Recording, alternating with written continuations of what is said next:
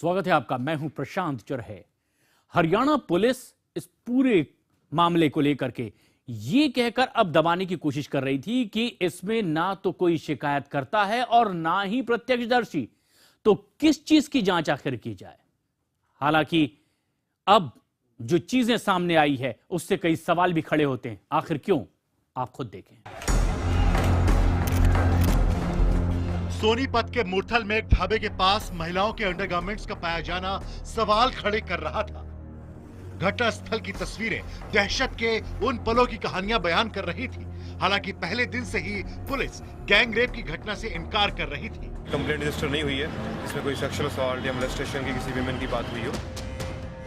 जाट आरक्षण आंदोलन के दौरान 22 फरवरी को सोनीपत के मुरथल में क्या हुआ था, सारा देश ये सच जानना चाहता है। मुरथल का सच जानने के लिए IBN 7 ग्राउंड जीरो पहुंचा, वो जगह जहां महिलाओं के साथ दरिंदगी की बात कही जा रही थी। IBN 7 के कैमरे पर लोगों ने मुरथल का वो घिनौना सच बयां किया जिसे सुनकर ही सिर शर्म से झुक जाए। दरिंदगी और बर्बरता जो उन्होंने वहां देखी। औरतों के साथ बदसलूकी हुई बस, और क्या देखा। क्या और औरतों के साथ किस तरह से बदसलूकी? और तो क्या, बच्चे हुए, लड़कियां हुई, बड़े बड़े और मतलब उम्र की औरतें भी बेचारी धक्के खाती रोड पे। उन कपड़े फाड़ रहे थे लोग। कपड़े फाड़ दिए हाँ थे। जी। तो लड़कियां कहाँ भाग रही थी? खेतों में जो जैसे पब्लिक चलती जा रही है अपनी कारें छोड़ के हाँ। भाग रहे थे। हाँ। अपनी जान बचाओ, हाँ। यहाँ तो आग फूक कर रहे हैं। क्या इन गवाहों को सुन रहे हैं डीजीपी साहब, जो लोग चीख चीख कर कह रहे हैं कि मुरथल में महिलाओं के साथ दरिंदगी हुई थी। हालांकि आपकी पुलिस को अब तक इस मामले में कोई गवाह, कोई सबूत नहीं मिल रहा। और आपके एसपी अभिषेक गर्ग साहब कह रहे थे कि कपड़े मिल जाने से रेप की पुष्टि नहीं होती, लेकिन अब गवाह भी है और सबूत भी। ऐसे में आप क्या कहेंगे डीजीपी साहब? लेकिन सवाल फिर वही कि क्या पीड़ितों को मिल पाएगा इंसाफ? चश्मदीदों की जुबानी मुरथल रेप की कहानी। इस मुरथल कांड को सरेआम सामने आकर लोग बता रहे हैं। IBN 7 पर भी लोग बता रहे हैं कि आखिर किस तरह से उस वक्त वहां माहौल था। लेकिन अब खाना पूर्ति के नाम पर SIT के जरिए जांच भी चल रही है और अब चश्मदीद सामने आ गए हैं और वो ये लगातार बता रहे हैं कि किस तरह से आरक्षण की मांग के नाम पर एक भीड़ निकली और असमत लूटने लगी। चश्मदीदों के सामने आने से अब हरियाणा पुलिस सवालों के घेरे में खड़ी है।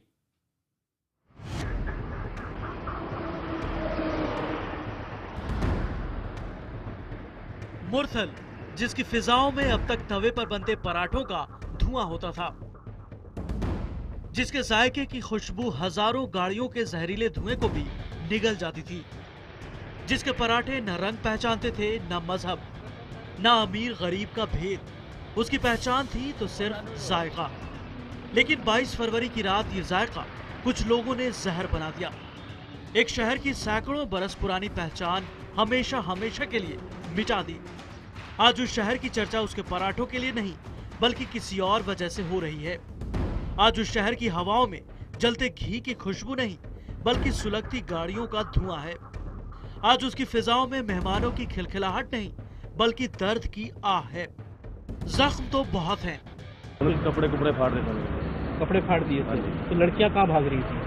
खेतों में जो पब्लिक चलती जा रही है अपनी कारें छोड़ के भाग रहे थे। अपनी जान बचाओ, यहाँ तो आग फूक कर रहे हैं। हमने देखा पैदल पे जो औरत लोग, लड़की लोग आ रही थी, उनको खेतों में ले जाके तो उल्टा सीधा काम किया। बच्चे थे, बच्चों को ऐसे फेंका गया जैसे अखबार को फेंकते हैं बाहर। कहाँ फेंक रहे थे? वो खींच सड़क में, खेतों में औरतों को खींच के लेके जा रहे थे। कहाँ ले गए थे? औरतों खेतों में। आपने देखा था? हाँ जी, जाते थे।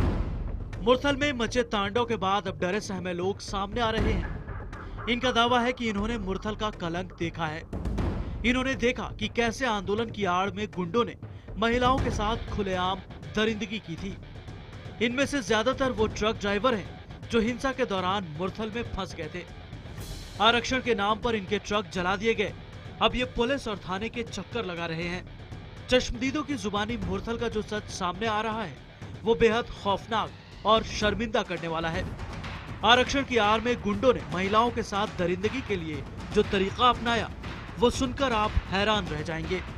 औरत लोगों को, लड़की लोगों को ये इधर आगे आगे आगे आपको पीटेंगे, आप इधर से भाग जाओ। जब नीचे को जाती थी लड़कियां औरत तो वहाँ इज्जत लूटते थे। आपने देखा था किसी को? देखा, और पहचान सकते हैं आप उनको? किसका? कुछ लड़कों को आप पहचान पाएंगे? पहचान पाएंगे। क्या पुलिस उन महिलाओं की मदद के लिए नहीं आई? सर पुलिस कोई नहीं इसका मार दिया। हम 100 नंबर पे फ़ोन भी किया था, तो खैर को भी किया था, इन्होंने भी किया गाड़ी बजाने के लिए, कोई नहीं, सुनाई नहीं हुई। इससे ज्यादा बेबसी क्या हो सकती है कि सबको पता था कि वहां क्या हुआ था, लेकिन जुबान चुप है। ये सच एक शहर की बेबसी की कहानी है, जहां हर कोई जानता है कि क्या हुआ, लेकिन जुबान सिली हुई है और वर्दी वाले इस खामोशी को हथियार बनाकर अपनी गर्दन बचा रहे हैं।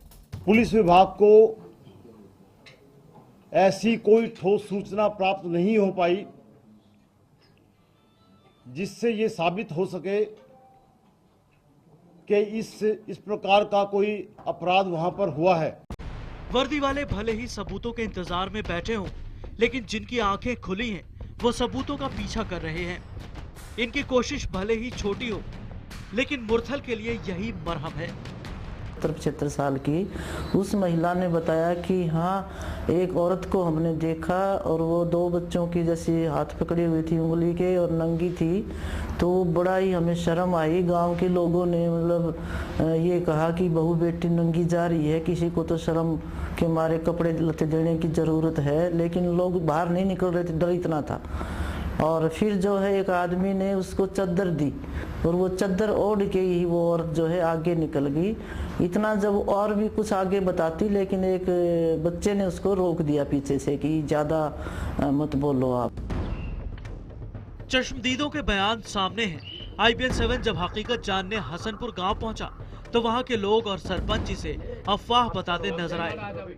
सरपंच साहब ने तो अजब सी दलील पेश कर दी। और मेरे गांव के किसी भी बंदे ने ऐसी छेड़खानी नहीं की। इसमें बिल्कुल झूठी बात है, अफवाह फैलाई जा रही है। यहाँ पर ऐसा कोई काम नहीं है। मेरे हिसाब से तो ऐसा हुआ नहीं था। ये जितनी भी चल रही है सब अफवाहें हैं। ऐसा हालांकि यहाँ कुछ हुआ नहीं है, क्योंकि हम 2-3 दिन से यहीं पे थे। नेता भी अपनी सुविधा और वोट बैंक के हिसाब से एक खास समुदाय को बदनाम करने की साजिश बता रहे हैं। किस तरह से इस कम्युनिटी पे आज आरोप लगा करके बदनाम करने की एक साजिश रची जा रही है। मुरथल के साथ जो घटना घटी, मैं मुरथल होकर के आया। हमने अपनी पार्टी के लोगों को वहां पे भेजा, वहां से जानकारियां एकत्रित करी।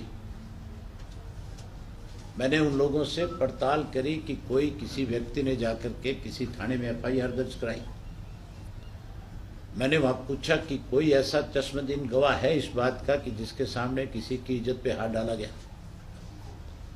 मैंने यहाँ तक भी लोगों से, वहाँ ढाबे वालों से, औरों से इस बात की पूछताछ करी कि आप लोग यहाँ पे मौजूद थे और उन गाड़ियों में जो लोग बैठ कर के आए थे, क्या उनमें से किसी ने आपको आकर के ये कहा कि भी आप हमें बचाओ? वो कहने लगे कि इस किस्म की कोई घटना हुई नहीं।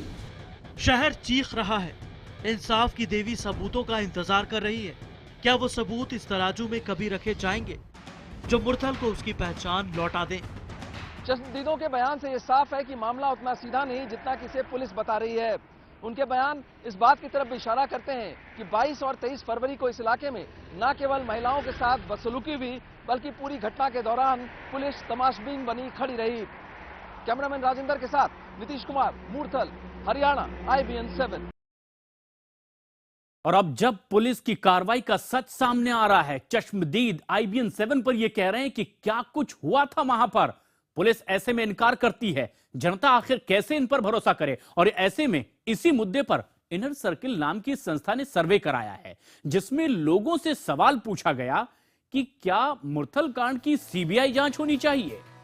92% लोगों का जवाब हां में है, जबकि 4% लोग CBI जांच के पक्ष में नहीं है और 4% किसी पक्ष में ही नजर नहीं आए। हम आपको यह भी बता दें कि सर्वे 17,760 लोगों के बीच कराया गया, जिसमें ज्यादातर लोग CBI जांच के पक्ष में नजर आए।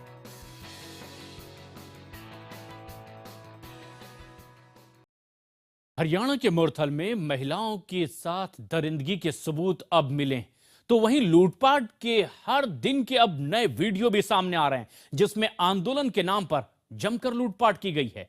रोहतक में एक ऐसा ही सीसीटीवी फुटेज सामने आया, जहां उपद्रवियों ने दवाई और मोबाइल की दुकान लूट ली। मामला ठंडा होने के बाद अब पीड़ित अपना दर्द बयां कर रहे हैं।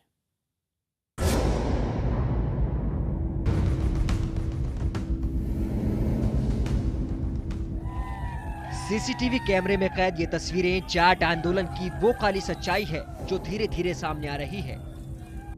देखिए कि किस तरह आंदोलन की आड़ में बदमाशों ने मोबाइल की दुकान में लूटपाट की। ये वीडियो रोहतक का है, जहां बड़े मजे से मोबाइल और दवाइयों की दुकानों को लूटा जा रहा है। पहचानिए इन लुटेरों को जो बड़े इत्मीनान से दुकान में रखे मोबाइलों पर हाथ साफ कर रहे हैं। ये इत्मीनान इसलिए भी है क्योंकि इन्हें पता है कि इन्हें रोकने वाला कोई नहीं है। तस्वीरों से साफ है कि किस कदर लोगों की गाड़ी कमाई को लूट लिया गया। आंदोलन के वक्त का ये वीडियो साफ गवाही दे रहा है कि आरक्षण की मांग के नाम पर सिर्फ और सिर्फ लूटपाट और गुंडागर्दी हुई। अब इन लुटेरों के चेहरे सामने आ गए हैं। देखना यह होगा कि पुलिस इन लोगों के खिलाफ कब तक कार्रवाई करती है और इन्हें सलाखों के पीछे भेजती है। दुकानें तो लूटी गईं, लेकिन सड़कों पर भी खूब कोहराम मचाया गया। दिल्ली से निकलकर अगर आप नेशनल हाईवे 1 पर निकले तो आतंक की गवाही देती तस्वीरें आज भी मौजूद हैं। हाईवे पर ही आपको जगह जगह जली हुई कारें, ट्रक और दुकानें दिखाई पड़ते हैं। लूटपाट भी हुई है, ट्रकों के साथ हुई है, शीशे फोड़े गए हैं गाड़ियों के बेहिसाब। किसी पुलिस वाले ने नहीं रोका उनको। वो आरएफ आई थी, आरएफ उसने उनको भगाया, वो आगे आगे भागते गए। पेट्रोल पंप बराही से पेट्रोल कर निकाला मोटरसाइकिल से, फिर पेट्रोल पंप बनाए उन्होंने, पेट्रोल पंप बना के गाड़ियों में डालते गए। अब इसे देखिए, ये है हाईवे पर बना जुरासिक पार्क। हो सकता है बहुत से लोग यहाँ घूमने आए, लेकिन अब देखिए इसे भी जलाकर राख कर दिया। मामला शांत होने पर अब वो पीड़ित लोग भी सामने आ रहे हैं, जिनके आंखों के आगे उनका सब कुछ बर्बाद कर दिया गया और वो सिर्फ बेबसी से देखते रहे और पुलिस तमाशबीन बनी रही। बस हमारे आंखों के सामने लूटपाट कर रहे थे, गाड़ियां जला रहे थे।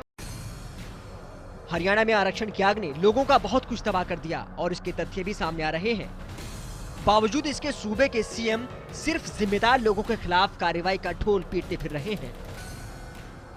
हमने एक स्पेशल टीम वहां के लिए बना दी है और उस स्पेशल टीम के पास उनके नंबर भी दे दिए हैं। जब भी कोई कंप्लेनेंट आएंगे उनको भी दर्ज किया जाएगा, कोई विटनेस होंगे उनको भी दर्ज किया जाएगा और इसकी थोड़ा छानबीन करके जो भी कोई कल्प्रेट होंगे उनके खिलाफ कार्रवाई की जाएगी। जाट आरक्षण के नाम पर राज्य में जो आतंक मचाया गया, हर दिन उसका काला सच सामने आ रहा है, जबकि सरकार और पुलिस सिर्फ कार्रवाई करने का राग अलापने में लगी है। ऐसे में सवाल यह है कि आखिर कब होगी इन आरोपियों पर कार्रवाई, जिन्होंने हरियाणा को बर्बादी के मुहाने पर लाकर खड़ा कर दिया। नीतीश कुमार, सोनीपत, IBN 7।